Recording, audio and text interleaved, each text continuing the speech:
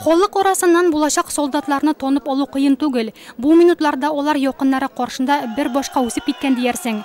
Егетләрнең күңелләре көр, аның каравы әниләр күз яшьләрен яшерми.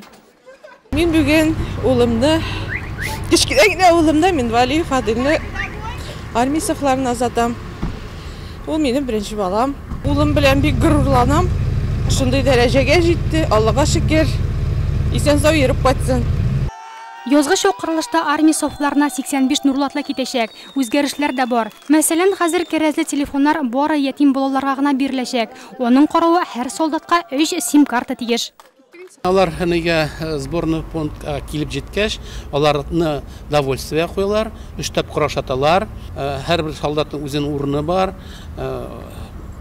Безнең сборный пункт Россиядә иң әйбәт сборный пункт санала. Бүгеннән башлап Нурлатның тагын 9 егете солдат исемен йөртәчәк. 1 елга туган өй җылысын хәрби казармалар алыштырачак. Үземнең ниятләр белән барам армиягә. Внутренний войскага эләгергә телим. Кизгә калдырмакчы бар, ләкин мин хәзергә сайладым, җәйкене китеп, җәйкене кайтырга дип. Егетләрне зур юлга озатырга район һәм шәһәр башлыгы Рауль Кузюров һәм башка дәрәҗәле кунаклар да килгән иде.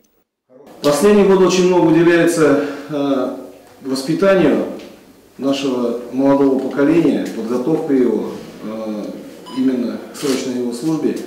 Это практически ведется на всех уровнях. И я скажу, что нурлатцы служат достойно. Саубуллашу күз яшьләре соңгы инструктаж барысы да артта. Алда солдат кайышы, солдат боткасы һәм солдат хатлары. Язгы чакырылыш 2 июльгә кадәр дәвам итәчәк.